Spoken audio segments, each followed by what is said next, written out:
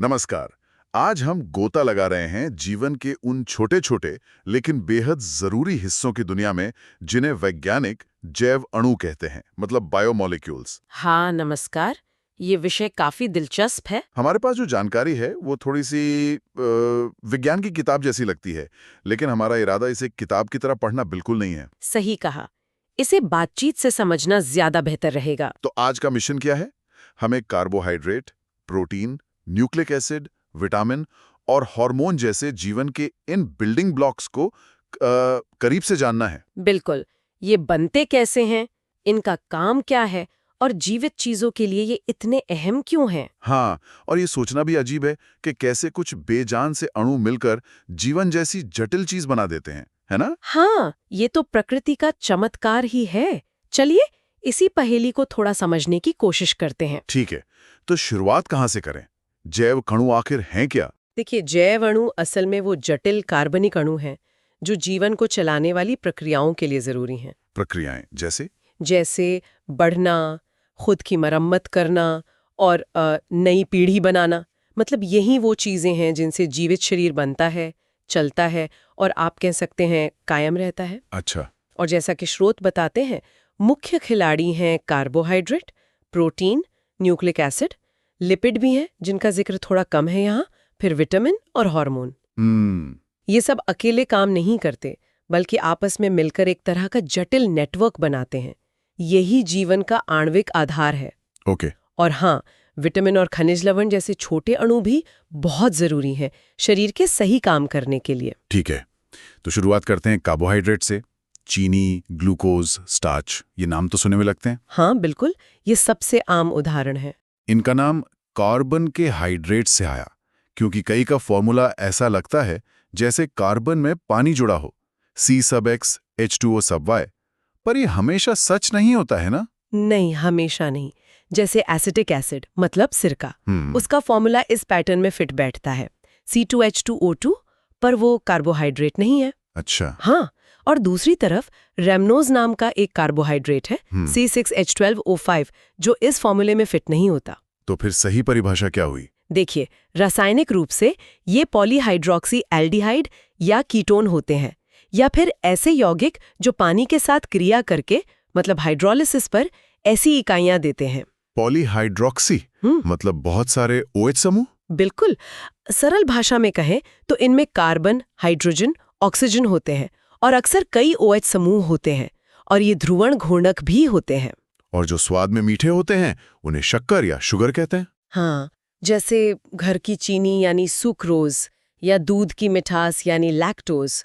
इन्हें सैकराइड भी कहते हैं, ग्रीक शब्द सैकरॉन से, जिसका मतलब है शक्कर। अच्छा, और इन्हें बांटा कैसे गया है? इनको पानी में टूटने की क्षमता के आधार पर बांटा गया है। सबसे सरल है मोनोसैकराइड। मोनो मतलब एक। यानी ये और छोटे हिस्सों में नहीं टूट सकते? सही। पानी से क्रिया करने पर ये और सरल पॉलीहाइड्रोक्सी एल्डिहाइड या कीटोन इकाइयों में नहीं टूटते। ग्लूकोज और फ्रक्टोज इसके आम उदाहरण हैं। प्रकृति में करीब 20 तरह के मोनोसैकराइड पाए जाते हैं। ग्लूकोज तो एनर्जी देता है ना? और फ्रक्टोज फलों वाला। हाँ, बिल्कुल। फिर आते हैं ओलिगोसैकराइड। ओलिगो मतलब कुछ। तो ये टूटकर कुछ मोनोसैकराइड देंगे? हाँ, ये हाइड्रोलिसिस पर 2 से 10 मोनोसैकराइड इकाइयां देते हैं। इनमें सबसे आम है डाइसैकराइड, जो 2 इकाइयों से बने होते हैं। जैसे सुक्रोस, अपनी चीनी, वो टूटकर एक ग्लूकोज और एक फ्रक्टोज देता है। और माल्टोस, जो अनाज में होता है, वो टूटकर 2 ग्लूकोज इकाइयां देता है। ओके, और तीसरा ग्रुप? तीसरा बड़ा ग्रुप है पॉलीसैकराइड का। पॉली मतलब बहुत सारे। तो ये बहुत सारी इकाइयों से बने होंगे। हाँ, ये हाइड्रोलिसिस पर बहुत सारी सैकड़ों या हजारों मोनोसैकराइड इकाइयां देते हैं। ये लंबी चेन या जाल जैसे होते हैं। उदाहरण? जैसे स्टार्च, जो आलू चावल में होता है, सेल्यूलोस, जिससे पेड़ पौधों का ढांचा बनता है, और ग्लाइकोजन, जो हमारे शरीर में जमा एनर्जी है। अच्छा, पर ये पॉलीसैकराइड मीठे नहीं होते? हाँ, दिलचस्प बात यह है कि ये आमतौर पर मीठे नहीं होते, इसलिए इन्हें अशर्करा या नॉन शुगर भी कहते हैं। अच्छा, आपने कहा स्टार्च और सेल्यूलोज दोनों ग्लूकोज से ही बनते हैं? हाँ, दोनों ही ग्लूकोज के बहुलक मतलब पॉलीमर है। पर एक को हम पचा सकते हैं, स्टार्च को, और दूसरे को नहीं, सेल्यूलोज को। ऐसा क्यों? यह एक बहुत अच्छा सवाल है। ये दिखाता है कि अणु की संरचना में जरा सा बदलाव कितना बड़ा अंतर ला सकता है। कैसे? देखिए, स्टार्च में ग्लूकोज इकाइयां एक खास तरीके से जुड़ी होती हैं। इसे अल्फा लिंकेज कहते हैं। हमारे एंजाइम्स मतलब पाचक रस इस लिंकेज को तोड़ सकते हैं। ठीक है। लेकिन सेल्यूलोज में ग्लूकोज इकाइयां थोड़े अलग कोण पर जुड़ी होती हैं। इसे बीटा लिंकेज कहते हैं और इस बीटा लिंकेज को हमारे पाचक एंजाइम तोड़ नहीं पाते। ओह, इसीलिए सेल्यूलोज हमारे लिए सिर्फ फाइबर का काम करता है। बिल्कुल। वो पचता नहीं, ऊर्जा नहीं देता, बस पाचन में मदद करता है। गाय, भैंस जैसे जानवर इसे पचा सकते हैं क्योंकि उनके पाचन तंत्र में खास बैक्टीरिया होते हैं। वाह, मतलब सिर्फ जुड़ने का तरीका बदलने से खाने लायक चीज लकड़ी जैसी बन जाती है। कमाल है। हाँ, है ना कमाल की बात। ग्लूकोज की बात चल रही थी तो ये भी सुनाई कि ये दो रूपों में मिलता है, अल्फा और बीटा। ये क्या है? हाँ, ये जरूरी है समझना। देखिए, ग्लूकोज हमेशा सीधी चेन के रूप में नहीं रहता। ये पानी में या शरीर में एक रिंग मतलब छल्ले जैसी संरचना बना लेता है। अच्छा। हाँ, C1 कार्बन जो एल्डिहाइड वाला कार्बन है और C5 कार्बन का OH समूह आपस में जुड़कर एक हेमी एसिटिल रिंग बनाते हैं। जब ये रिंग बनती है तो C1 कार्बन पर हाइड्रोजन -H और हाइड्रोक्सिल -OH समूह दो अलग-अलग तरीकों से व्यवस्थित हो सकते हैं। कैसे? अगर C1 का OH समूह नीचे की तरफ यानी प्लेन के होता है तो उसे अल्फा रूप कहते हैं और अगर वो ऊपर की तरफ होता है तो उसे बीटा रूप कहते हैं। ये दोनों रूप एनोमर्स कहलाते हैं। और इन्हीं अल्फा और बीटा रूपों से स्टार्च और सेल्यूलोज बनते हैं। बिल्कुल सही। स्टार्च मुख्य रूप से अल्फा ग्लूकोज इकाइयों से बनता है, C1 C4 लिंकेज से, जबकि सेल्यूलोज बीटा ग्लूकोज इकाइयों से बनता है, C1 C4 लिंकेज से। यही वो संरचना का अंतर है। समझ गया। और फ्रक्टोज, वो भी ग्लूकोज जैसा है? फ्रक्टोज भी एक मोनोसैकेराइड है। फॉर्मूला ग्लूकोज वाला ही है, C6H12O6, पर संरचना थोड़ी अलग है। ग्लूकोज एल्डोहेक्सोज है, मतलब उसमें एल्डिहाइड समूह है। फ्रक्टोज कीटोहेक्सोज है, उसमें कीटोन समूह होता है C2 कार्बन पर। अच्छा, तो ये भी रिंग बनाता है? हाँ, फ्रक्टोज भी रिंग संरचना बनाता है, लेकिन वो 6 सदस्यीय पायरेनोज रिंग ग्लूकोज की तरह या 5 सदस्यीय फ्यूरेनोज रिंग बना सकता है। इसमें भी अल्फा और बीटा एनोमर होते हैं। ये फलों, शहद में पाया जाता है और ग्लूकोज से भी ज्यादा मीठा होता है। और हमारी चीनी मतलब सुक्रोज, वो कैसे बनती है? सुक्रोज एक डाइसैकेराइड है। इसमें एक अल्फा डी ग्लूकोज इकाई और एक बीटा डी फ्रक्टोज इकाई आपस में जुड़ी होती है। कैसे जुड़ती हैं? ग्लूकोज का C1 कार्बन और फ्रक्टोज का C2 कार्बन एक ऑक्साइड बंध से जुड़ते हैं जिसे ग्लाइकोसाइडी बंध कहते हैं। ये बंध पानी का एक अणु निकालकर बनता है। अच्छा, और आपने पहले बताया था कि ये अपवृत्त शर्करा या इन्वर्ट शुगर क्या चीज है? हाँ, वो सुक्रोज से जुड़ा है। देखिए, सुक्रोज खुद दक्षिण ध्रुवण घूर्णक है, मतलब प्लेन पोलराइज्ड लाइट को दाईं ओर +66.5 डिग्री घुमाता है।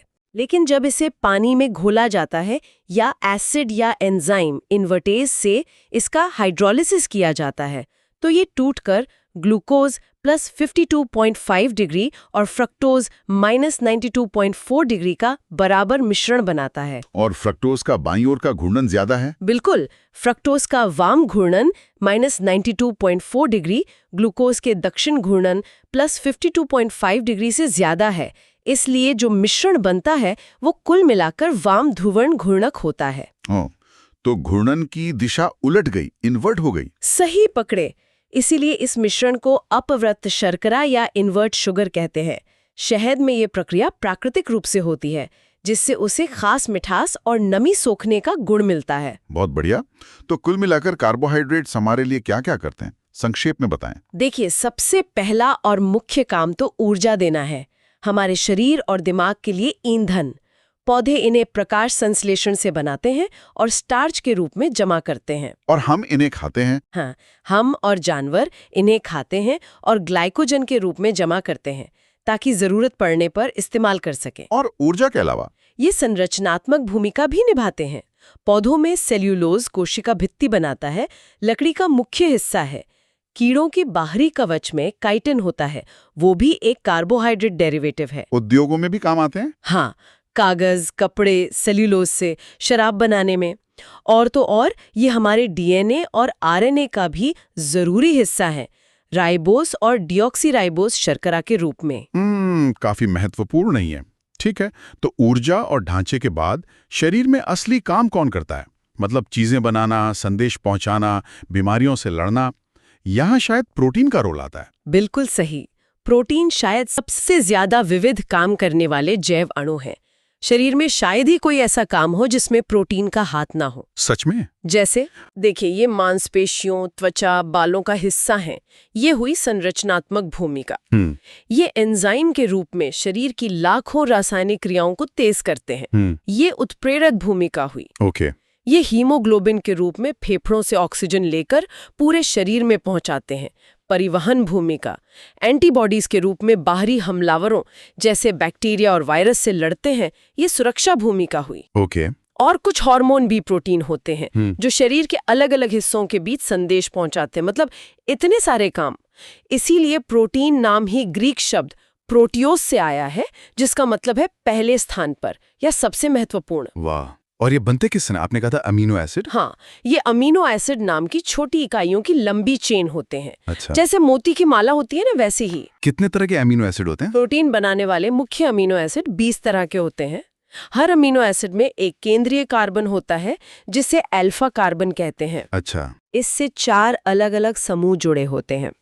एक एमिनो समूह NH2 जो क्षारीय होता है, एक कार्बोक्सिल समूह COOH जो अम्लीय होता है, एक हाइड्रोजन परमाणु H और एक साइड चेन जिसे R समूह कहते हैं। और ये R समूह ही फर्क पैदा करता है? बिल्कुल, ये R समूह ही हर एमिनो एसिड को उसकी खास पहचान और गुण देता है। ये छोटा सा हाइड्रोजन ग्लाइसिन में हो सकता है या कोई लंबी जटिल संरचना भी हो सकती है। आपने कहा 20 तरह के हैं।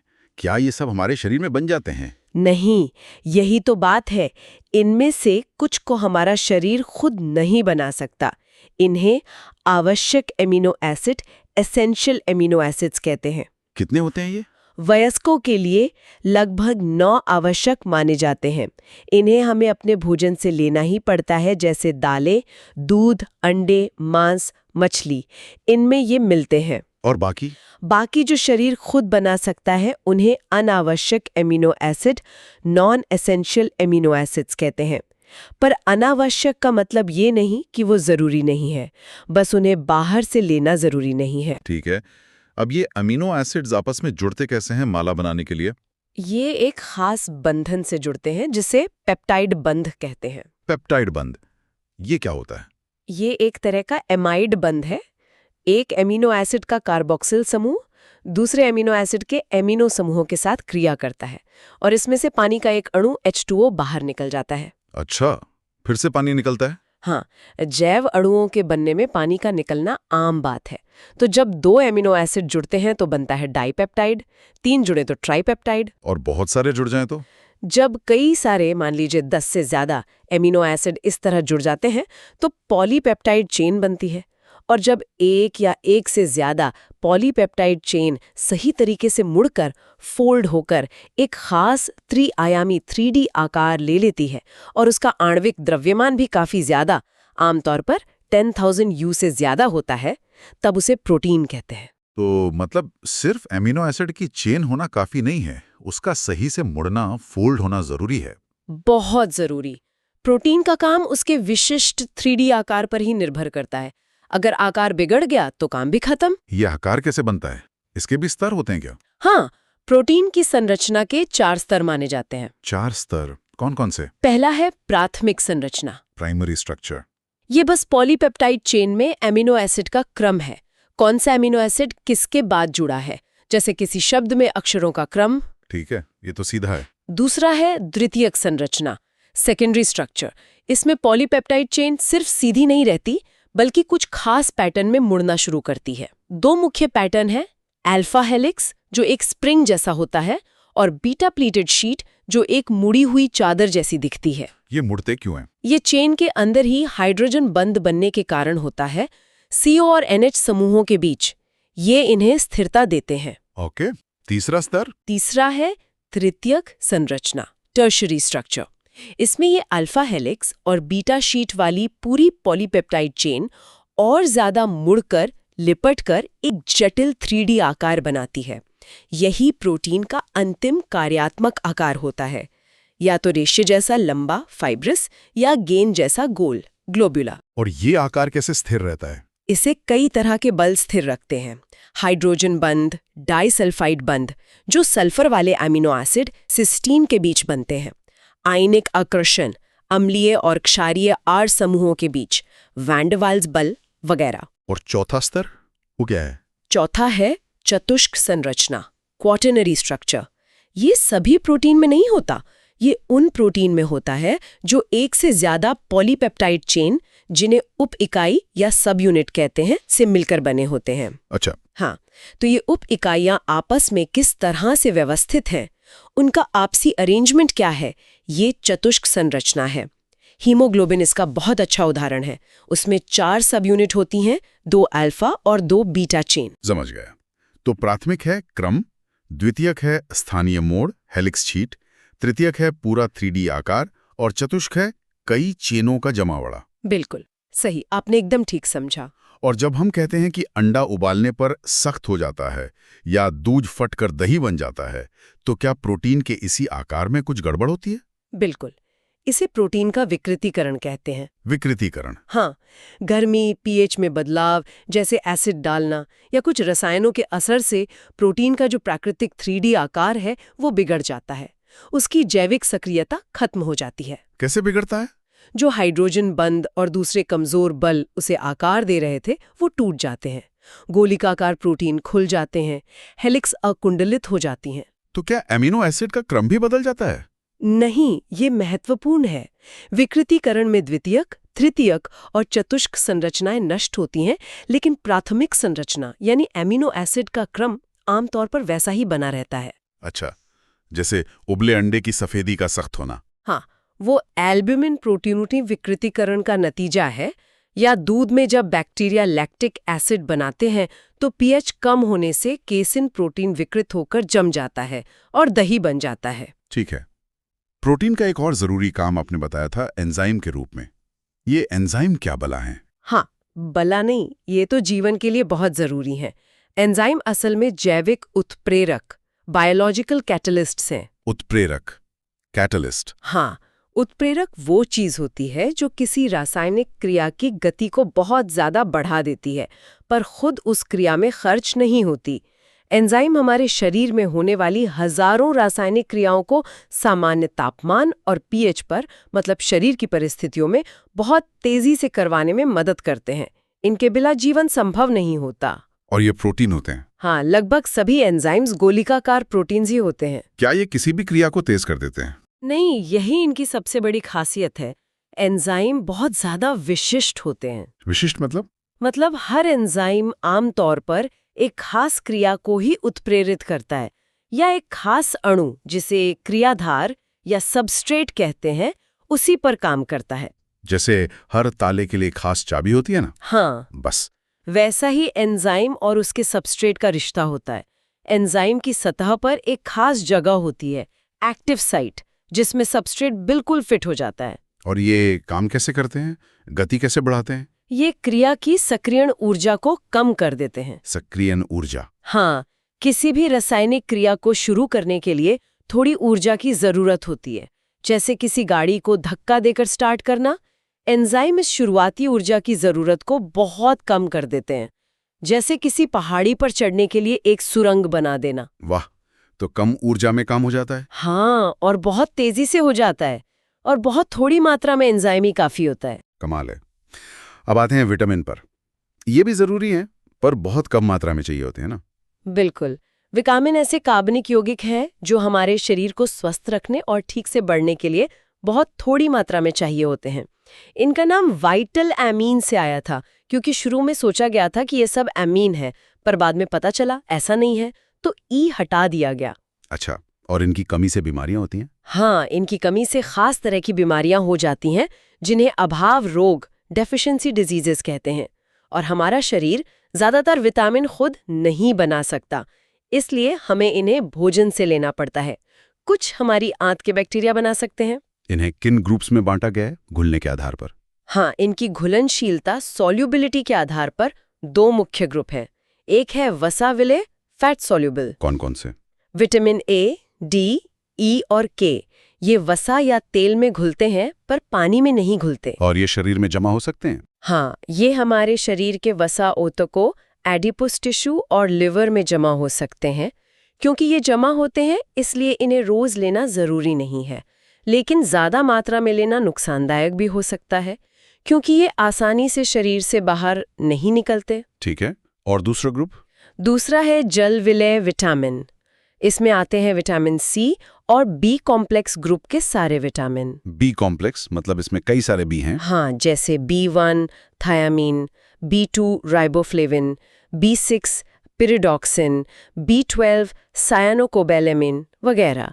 ये सब पानी में घुलते हैं और ये जमा नहीं होते? हाँ, विटामिन B12 को छोड़कर बाकी जल विलेय विटामिन शरीर में ज्यादा जमा नहीं होते हैं। जो फालतू होते हैं वो पेशाब के रास्ते आसानी से बाहर निकल जाते हैं। इसीलिए इन्हें नियमित रूप से लगभग रोजाना अपने आहार में शामिल करना जरूरी होता है। अच्छा, तो इनकी कमी से होने वाली कुछ आम बीमारियां बता सकती हैं, जैसे विटामिन ए? विटामिन ए की कमी से ज़ीरोफ्थैल्मिया, जिसमें आँख का कॉर्निया कठोर हो जाता है, और रतौंधी, रात में कम दिखना हो सकता है। ये मछली के लिवर ऑयल, गाजर, मक्खन, दूध में मिलता है। और विटामिन डी?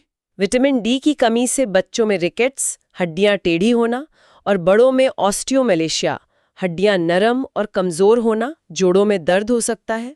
ये धूप से हमारी त्वचा में बनता है और मछली, अंडे की जर्दी में भी होता है। Vitamin C? Vitamin C ascorbic acid की कमी से स्कर्वी रोग होता है, जिसमें मसूड़ों से खून आता है। ये खट्टे फल, आंवला, हरी पत्तेदार सब्जियों में खूब मिलता है। और बी विटामिन? बी विटामिन की कमी से कई तरह की दिक्कतें होती हैं, जैसे B1 थायामिन की कमी से बेरी, जिसमें भूख कम लगती है, वृद्धि रुक जाती है। B2 राइबोफ्लेविन की कमी से कीलोसिस, मुंह और होठों के किनारों पर दरारें, पाचन में गड़बड़ी। B12 की कमी से पर्निशियस एनीमिया, खून की कमी। और विटामिन के? विटामिन के खून का थक्का जमने के लिए बहुत जरूरी है। इसकी कमी से चोट लगने पर खून बहना बंद नहीं होता या ज्यादा समय लगता है। ये हरी पत्तेदार सब्जियों में मिलता है। बाप रे, ये तो वाकई सूक्ष्म पोषक हैं, पर इनके बिना काम नहीं चलता। बिल्कुल। अब बात करते हैं उन अणुओं की जो हमारी पहचान तय करते हैं, न्यूक्लिक एसिड की। डीएनए का नाम तो आजकल बच्चा जानता है। हाँ, न्यूक्लिक एसिड जीवन का ब्लूप्रिंट है। ये आनुवंशिकता हेरिडिटी के लिए जिम्मेदार है। आनुवंशिकता मतलब जो गुण हमें अपने माता पिता से मिलते हैं। हमारी कोशिकाओं के केंद्रक न्यूक्लियस में क्रोमोसोम होते हैं जो प्रोटीन और न्यूक्लिक एसिड से बने होते हैं। यही न्यूक्लिक एसिड, खासकर डीएनए, हमारी सारी आनुवंशिक जानकारी को कोड के रूप में सहेज कर रखता है। तो ये न्यूक्लिक एसिड बनते किससे हैं? ये न्यूक्लियोटाइड नाम की इकाइयों के लंबे बहुलक होते हैं, इसीलिए इन्हें पॉलीन्यूक्लियोटाइड भी कहते हैं। न्यूक्लियोटाइड? इसमें क्या क्या होता है? हर न्यूक्लियोटाइड में 3 हिस्से होते हैं। पहला एक पेंटोज शर्करा, 5 कार्बन वाली शुगर। डीएनए में ये होती है बीटा D2 डीऑक्सीराइबोज और आरएनए में होती है बीटा D राइबोज। दूसरा? एक फॉस्फोरिक एसिड समूह। और तीसरा? और एक नाइट्रोजनस युक्त विषम चक्रीय क्षारक। ये क्षारक कौन से होते हैं? ये 2 तरह के होते हैं, प्यूरीन और पिरिमिडीन। प्यूरीन में आते हैं एडेनिन A और ग्वानिन G। ये डीएनए और आरएनए दोनों में होते हैं। पिरिमिडीन में आते हैं साइटोसिन C, ये भी दोनों में होता है। थाइमीन T, ये सिर्फ डीएनए में होता है, और यूरेसिल U, ये सिर्फ आरएनए में होता है। अच्छा, तो T सिर्फ डीएनए में और U सिर्फ आरएनए में? हाँ, ये एक मुख्य अंतर है। और ये न्यूक्लियोटाइड जुड़कर चेन कैसे बनाते हैं? एक न्यूक्लियोटाइड का फॉस्फेट समूह अगले न्यूक्लियोटाइड की शर्करा के 3' कार्बन से जुड़ता है, और ये जुड़ाव फॉस्फोडाई ईस्टर बंध कहलाता है। इस तरह शर्करा फॉस्फेट की एक रीढ़ बन जाती है, जिससे बेस जुड़े होते हैं। और इन बेस का क्रम ही जानकारी है? बिल्कुल। इन बेस का जो विशिष्ट क्रम होता है वही न्यूक्लिक एसिड की प्राथमिक संरचना है, और इसी में आनुवंशिक संदेश कोडित होता है। और डीएनए की वो डबल हेलिक्स वाली संरचना, वो किसने बताई थी? वो जेम्स वॉटसन और फ्रांसिस क्रिक ने 1953 में बताई थी। उन्होंने डीएनए की द्वितीयक संरचना का मॉडल दिया था। क्या है वो मॉडल? उन्होंने बताया कि डीएनए 2 पॉलीन्यूक्लियोटाइड चेनों रज्जुक या स्ट्रैंड से बना होता है, जो एक दूसरे के चारों ओर एक दाहिने हाथ के पेंच की तरह लिपटी होती है। जैसे मुड़ी हुई सीढ़ी? हाँ, आप कह सकते हैं। सीढ़ी के दोनों डंडे शर्करा फॉस्फेट बैकबोन से बने होते हैं और सीढ़ी के पायदान इन बेस के जोड़ों से बनते हैं, जो अंदर की तरफ होते हैं। और बेस कैसे जुड़ते हैं? कोई भी किसी से भी? नहीं, यहीं पर खास बात है। बेस हमेशा एक निश्चित तरीके से जुड़ते हैं, हाइड्रोजन बंधों के द्वारा। एडेनिन ए हमेशा थाइमिन टी के साथ जुड़ता है 2 हाइड्रोजन बंधों से, A = T, और ग्वानिन जी हमेशा साइटोसिन सी के साथ जुड़ता है 3 हाइड्रोजन बंधों से, G∼C। ओह, तो ए के सामने हमेशा टी और जी के सामने हमेशा सी। हाँ, इसे पूरक बेस युग्मन कॉम्प्लीमेंट्री बेस पेयरिंग कहते हैं। इसका मतलब है कि अगर आपको एक चेन का क्रम पता है, तो आप दूसरी चेन का क्रम बता सकते हैं। वे एक दूसरे की पूरक होती हैं। इसी वजह से डीएनए अपनी कॉपी बना पाता है? बिल्कुल। कोशिका विभाजन के समय ये दोनों चेन अलग होती हैं और हर चेन अपने पूरक बेस का इस्तेमाल करके एक नई साथी चेन बना लेती है। इस तरह एक डीएनए से 2 एक जैसे डीएनए बन जाते हैं। इसे स्वप्रतिकरण रेप्लिकेशन कहते हैं। और आरएनए वो डीएनए से कैसे अलग है संरचना में? आरएनए आमतौर पर एकल लड़ी वाला सिंगल स्ट्रैंडेड होता है, डबल हेलिक्स नहीं। हालांकि ये कभी-कभार खुद पर मुड़कर कुछ जगहों पर हेलिक्स बना सकता है। और उसमें शर्करा और बेस भी अलग होते हैं? हाँ, आरएनए में राइबोस शर्करा होती है डीऑक्सी राइबोस की जगह, और थाइमिन टी बेस की जगह यूरेसिल यू बेस होता है। आरएनए का काम क्या है? आरएनए का मुख्य काम डीएनए में संग्रहित आनुवंशिक जानकारी को प्रोटीन बनाने के लिए इस्तेमाल करना है। ये संदेशवाहक का काम करता है। इसके 3 मुख्य प्रकार हैं: संदेशवाहक RNA, mRNA, ribosomal RNA, rRNA, और अंतरण आरएनए, टीआरएनए।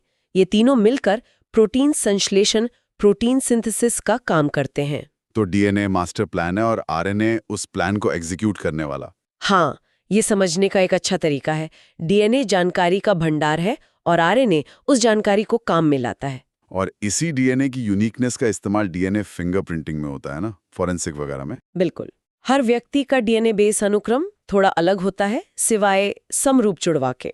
डीएनए फिंगरप्रिंटिंग तकनीक इसी अंतर का विश्लेषण करके किसी व्यक्ति की पहचान करने में मदद करती है। कहाँ इस्तेमाल होती है ये? अपराधों की जांच में, घटनास्थल से मिले सैंपल जैसे खून, बाल का संदिग्ध के डीएनए से मिलान करने में, पितृत्व निर्धारण में, बच्चे का डीएनए माता-पिता से मिलता है या नहीं, और कभी-कभी आपदाओं में मृतकों की पहचान करने में भी। ये बहुत शक्तिशाली तकनीक है। वाकई। ठीक है, अब आखिर में बात करते हैं हार्मोन्स की। इन्हें शरीर का संदेशवाहक कहते हैं। सही कहा। हार्मोन रासायनिक संदेशवाहक हैं।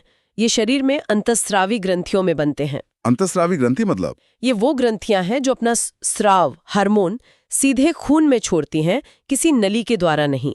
जैसे pituitary, thyroid, adrenal, pancreas, gonad, वृषण और अंडाशय। अच्छा, फिर खून इन्हें कहाँ ले जाता है? खून इन्हें शरीर के दूसरे हिस्सों में मौजूद खास कोशिकाओं या ऊतकों तक ले जाता है, जिन्हें लक्ष्य कोशिकाएं या टारगेट सेल्स कहते हैं। इन कोशिकाओं पर हार्मोन के लिए रिसेप्टर होते हैं, जिनसे जुड़कर हार्मोन अपना असर डालते हैं। तो ये शरीर की क्रियाओं को कंट्रोल करते हैं? हाँ, ये शरीर की बहुत सारी क्रियाओं जैसे मेटाबॉलिज्म, वृद्धि और विकास, मूड, नींद, ब्लड प्रेशर, ब्लड शुगर और प्रजनन को नियंत्रित और समन्वित कोऑर्डिनेट करते हैं। ये शरीर में संतुलन बनाए रखने में मदद करते हैं। क्या ये सब एक जैसे होते हैं रासायनिक रूप से? नहीं, रासायनिक प्रकृति में ये काफी विविध होते हैं। जैसे? कुछ स्टेरॉइड होते हैं जो लिपिड से बनते हैं, जैसे लिंग हार्मोन, पुरुषों में टेस्टोस्टेरोन, महिलाओं में ईस्ट्रोजन और प्रोजेस्टेरोन, और एड्रिनल कॉर्टेक्स से निकलने वाले हार्मोन जैसे कॉर्टिसोल। और कुछ पॉलीपेप्टाइड या प्रोटीन होते हैं, जैसे इंसुलिन और ग्लूकागॉन जो ब्लड शुगर कंट्रोल करते हैं, ग्रोथ हार्मोन और एंडोर्फिन जो दर्द कम करते हैं। और कुछ? हाँ, कुछ अमीनो एसिड्स के डेरिवेटिव होते हैं, जैसे थायरॉक्सिन जो थायराइड ग्रंथि से निकलता है, और टायरोसिन अमीनो एसिड से बनता है, और एपिनेफ्रिन, एड्रेनालिन और नॉरएपिनेफ्रिन जो तनाव प्रतिक्रिया में निकलते हैं। आपने इंसुलिन का जिक्र किया। ये कैसे ब्लड शुगर कंट्रोल करता है? देखिए, जब हम खाना खाते हैं, खासकर कार्बोहाइड्रेट, तो खून में ग्लूकोज का स्तर बढ़ जाता है। इसके जवाब में पैंक्रियाज ग्रंथि इंसुलिन हार्मोन छोड़ती है। फिर इंसुलिन कोशिकाओं को, खासकर लिवर और मांसपेशियों की कोशिकाओं को संकेत देता है कि वे खून से ग्लूकोज को सोख लें और उसे या तो ऊर्जा के लिए इस्तेमाल करें या भविष्य के लिए ग्लाइकोजन के रूप में जमा कर लें। तो ब्लड शुगर कम हो जाता है? हाँ, इससे ब्लड शुगर का स्तर वापस सामान्य हो जाता है। डायबिटीज मेलिटस में या तो इंसुलिन बनता नहीं या कोशिकाएं उस पर प्रतिक्रिया नहीं करती, जिससे ब्लड शुगर बढ़ा रहता है। और ग्लूकागॉन उसका उल्टा करता है? बिल्कुल। जब ब्लड शुगर कम होता है, जैसे भूखे पेट, तो पैंक्रियाज ग्लूकागॉन छोड़ता है। ये लिवर को संकेत देता है कि वो जमा ग्लाइकोजन को तोड़कर ग्लूकोज बनाए और खून में छोड़ दे। इससे ब्लड शुगर बढ़ जाता है। ये दोनों मिलकर ब्लड शुगर का संतुलन बनाए रखते हैं। बहुत बढ़िया सिस्टम है। और थायरॉक्सिन के लिए आयोडीन क्यों जरूरी है? आपने बताया था। हाँ, थायरॉक्सिन हार्मोन जो थायराइड ग्रंथि में बनता है, उसके अणु में आयोडीन के परमाणु होते हैं। ये टायरोसिन एमिनो एसिड का आयोडीन युक्त डेरिवेटिव है। और ये करता क्या है? ये हार्मोन हमारे शरीर के मेटाबॉलिज्म की दर को नियंत्रित करता है। मतलब शरीर कितनी तेजी से ऊर्जा का उपयोग करता है। अगर आहार में आयोडीन की कमी हो तो थायराइड ग्रंथि पर्याप्त थायरॉक्सिन नहीं बना पाती। उससे क्या होता है? इससे हाइपोथायरॉयडिज्म हो सकता है, जिसमें मेटाबॉलिज्म धीमा हो जाता है, सुस्ती आती है, वजन बढ़ सकता है और आयोडीन की गंभीर कमी से घेंघा रोग हो सकता है, जिसमें थायराइड ग्रंथि सूज जाती है। इसीलिए आयोडीन युक्त नमक खाने की सलाह दी जाती है। समझ गया। स्टीरॉयड हार्मोन के बारे में थोड़ा और बताएं, लिंग हार्मोन के अलावा। हाँ, एड्रीनल ग्रंथि के बाहरी हिस्से कॉर्टेक्स से भी स्टीरॉयड हार्मोन निकलते हैं। इन्हें कॉर्टिकोस्टीरॉयड कहते हैं। ये क्या करते हैं? इनके दो मुख्य प्रकार हैं, ग्लूकोकॉर्टिकॉइड जैसे कॉर्टिसोल और मिनरलोकॉर्टिकॉइड जैसे एल्डोस्टेरॉन। ग्लूकोकॉर्टिकॉइड ये कार्बोहाइड्रेट मेटाबॉलिज्म को कंट्रोल करते हैं, सूजन, इन्फ्लेमेशन को कम करते हैं और तनाव प्रतिक्रिया में भूमिका निभाते हैं। और मिनरलोकॉर्टिकॉइड? ये किडनी द्वारा पानी और नमक, सोडियम, पोटेशियम के उत्सर्जन को नियंत्रित करते हैं, जिससे ब्लड प्रेशर और शरीर में तरल का संतुलन बना रहता है। अच्छा। अगर एड्रीनल कॉर्टेक्स ठीक से काम ना करे तो एडिसन रोग हो सकता है, जिसमें कमजोरी, लो ब्लड शुगर जैसी समस्याएं होती हैं। ठीक है, तो हमने आज काफी कुछ जान लिया। हमने देखा कि कैसे कार्बोहाइड्रेट हमें ऊर्जा और संरचना देते हैं, प्रोटीन हमारे शरीर के वर्कर और बिल्डर हैं, एंजाइम जीवन की क्रियाओं को गति देते हैं, विटामिन छोटी मात्रा में बड़े काम करते हैं, न्यूक्लिक एसिड जीवन का ब्लूप्रिंट सहेजते हैं और हार्मोन पूरे शरीर में संदेशों का जाल बिछाकर तालमेल बिठाते हैं। हाँ, ये वाकई अद्भुत है कि कैसे ये निर्जीव से दिखने वाले अणु आपस में इतनी जटिल और सटीक अंतःक्रियाओं के जरिए जीवन जैसी गतिशील और संगठित घटना का निर्माण करते हैं। बिल्कुल। और ये हमें सोचने पर भी मजबूर करता है। जैसे हमने डीएनए फिंगरप्रिंटिंग की बात की, जो हर व्यक्ति की आनुवंशिक पहचान की विशिष्टता पर आधारित है। अब जब विज्ञान इतनी तरक्की कर चुका है कि हम जीवन के इस मौलिक कोड को न सिर्फ पढ़ पा रहे हैं, बल्कि उसमें बदलाव करने, उसे एडिट करने की क्षमता भी हासिल कर रहे हैं, जैसे क्रिस्पर तकनीक से। हाँ, ये तो बड़ी बात है। तो ये कई गहरे दार्शनिक और नैतिक सवाल खड़े करता है। इस शक्ति का उपयोग कैसे होना चाहिए? क्या हमें प्रकृति के बनाए कोड से छेड़छाड़ करनी चाहिए? इसके क्या दूरगामी परिणाम हो सकते हैं? ये ऐसे सवाल हैं जिनका जवाब आसान नहीं है और जिन पर समाज को मिलकर विचार करने की जरूरत है। निश्चित रूप से ये एक बहुत महत्वपूर्ण और विचारणीय प्रश्न है और इसी गहरे विचार के साथ जीवन के इन अद्भुत अणुओं पर हमारी आज की ये पड़ताल यहीं समाप्त करते हैं। धन्यवाद। धन्यवाद।